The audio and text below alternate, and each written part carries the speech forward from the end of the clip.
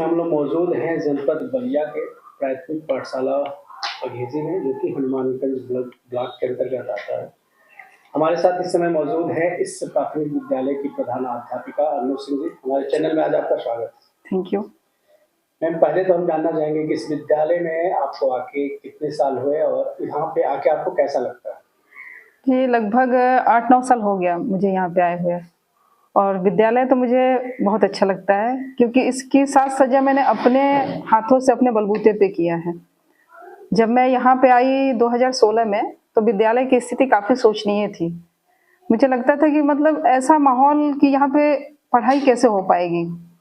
बिल्कुल विद्यालय में कोई सुंदरता नहीं, अजीब सा उदासीनता जैसा दिख रहा था। फिर मैं जब से यहाँ पे आई, तो उस समय तो गवर्नमेंट की जो विद्यालय के लिए जो खर्च दिया जाता था वो काफ़ी कम था।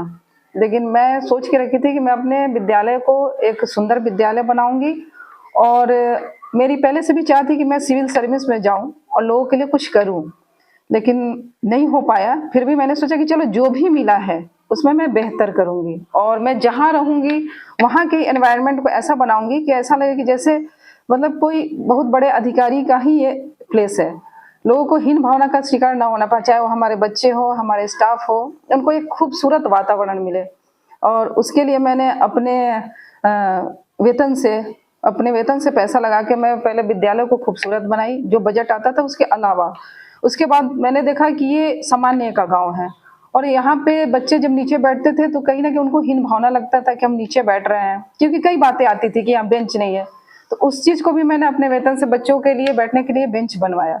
और धीरे धीरे जो मैं जब आई तो संख्या बच्चों की 10-15 थी, और जब मैंने विद्यालय को बहुत खूबसूरत बनाया और सारी चीज़ें अब देख सकते हैं, इसमें कंप्यूटर से लेकर संगीत हर चीज़ हम लोग करने लगे, तो संख्या काफ़ी बढ़ गई और विद्यालय भी बहुत खूबसूरत दिखने लगा। एक एक पौधे, जब मैं आई थी एक भी पौधा नहीं था विद्यालय में, और आज आप देखेंगे कि इतनी हरियाली है। ये सब हम ही लोगों की मेहनत है। और खासकर मैं उस समय मतलब क्या ही बताऊं, उस समय कोई व्यवस्था नहीं थी स्कूल पे, ना तो समरसीबल था, लेकिन हम लोग खुद अपनी मेहनत से आज विद्यालय को इतना हरियाली, चाहे हर चीज़ की व्यवस्था। अभी मेरे विद्यालय को कुछ खास जो गवर्नमेंट की योजना चलती है बहुत कुछ नहीं मिल पाता है, क्योंकि आप देख रहे हैं कि बहुत अंदर है स्कूल। और जैसे गवर्नमेंट जो स्कीम देती है, देखते हैं कि कुछ ही विद्यालय को एक ही चीज़ बार बार मिलती है। तो मैं कहना चाहूँगी शासन और अधिकारी, जो हमारे आला अधिकारी हैं, उनसे कि थोड़ा सा अंदर भी जाके चीज़ों को देखें। कई ऐसे स्कूल अंदर भी हैं जहाँ पे शिक्षक बहुत अच्छा कर रहे हैं, और उस विद्यालय को शासन की स्कीम की ज़रूरत है। एक चीज़ और जानना चाहूँगा मैं कि बात आती है मध्याह्न भोजन की बच्चों के लिए, तो क्या रूटीन है आपके यहाँ के एक सप्ताह में क्या क्या बच्चों को भोजन दिया जाता है? जी, मध्याह्न भोजन का तो मेनू शासन की तरफ से ही निर्धारित है, और हम लोग उसी हिसाब से बच्चों को खाना खिलाते हैं। जैसे सोमवार को, इसमें भी बीच में सोमवार को दूध है, और सोमवार को फल है, और बुधवार को दूध दिया जाता है बच्चों को। उसके बाद रोटी सब्जी, रोटी दाल, जो हमारे मौसमी फल होते हैं, मौसमी सब्जियां होती हैं, वो बच्चों को खिलाया जाता है ताकि वो कुपोषण का शिकार ना हो।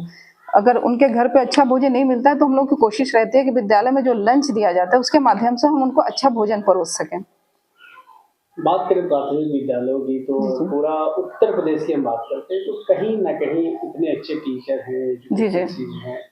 अब जो युवा टीचर आ रहे हैं वो खासतौर से मतलब मेहनत करके चाहते हैं कि नहीं विद्यालय के रंग रूप को बदला जाए।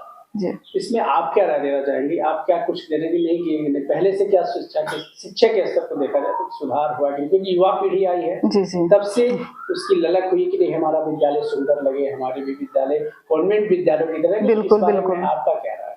ये सही कहा आपने कि पहले से तो प्राथमिक विद्यालयों का, चाहे वो शिक्षा का स्तर हो, चाहे काफ़ी ऊंचा हुआ है। जो नए लोग आए हैं वो मेहनत वाकई करें, और जो नए लोग आए हैं जो इस परिवेश से पढ़ के आए हैं, वहाँ पे काफ़ी चीज़ें उनको बताई भी गई हैं। जैसे आर्ट एंड क्राफ्ट हुआ, हर जो भी करिकुलर एक्टिविटी है उसको लेके वो बहुत अच्छा कर रहे हैं।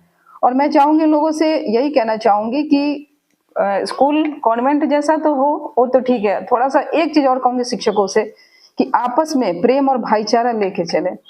एक चीज और मैं आपसे जानना चाहूँगा, आखिरी प्रश्न है मेरा, क्योंकि आप एक विद्यालय की प्रधानाध्यापिका तो है ही हैं, विद्यालय की, प्राथमिक विद्यालय की, लेकिन आप पूरे उत्तर प्रदेश की महिला विंग की एक जिले को रिप्रेजेंट करती है, बलिया जनपद की आप महिला की अध्यक्षा भी हैं। तो तमाम उन महिलाओं के लिए क्या आवाज़ कहेगी कि नहीं सरकार हमारा मतलब और क्या सुधार करे कि हम और भी अच्छे से अपना कार्य कर सकें? क्या इच्छा, कुछ तो इच्छा होती है कि नहीं कुछ ऐसा हो हम लोग और भी आगे जा सकते थे और भी बच्चों के लिए कुछ कर सकते थे। जी, अब स्पेशल महिलाओं के लिए सुविधा तो गवर्नमेंट से हम लोग कुछ चीज़ें, जैसे कि हमारा एक मैटर है पीरियड लीव को लेके, जैसे महिलाएं काफ़ी परेशान रहती हैं इन दिनों में, और सीएल की संख्या 14 है और हर महीने अगर सीएल लिया जाए तो नहीं हो पाएगा। तो हम गवर्नमेंट से यही चाहेंगे कि महिलाओं को पीरियड लीव का जो है सुविधा दे दिया जाए, क्योंकि सबका कंडीशन एक जैसा नहीं होता है, कुछ लोग काफ़ी बीमार पीड़ित हो जाते हैं इस समय में। तो मेरी यही मांग है कि महिलाओं को पीरियड लीव दिया जाए। ये थी हमारे साथ अनु सिंह जो प्राथमिक विद्यालय बघेजी की प्रधानाध्यापिका हैं और साथ में ही उत्तर प्रदेश महिला प्राथमिक शाला संघ की बलिया जनपद के अध्यक्ष भी हैं, जिन्होंने अपना पक्ष रखा और साथ में इस विद्यालय का रूपरेखा किस प्रकार से इन्होंने परिवर्तन किया और अपने अनुभव भी हमारे साथ साझा किया।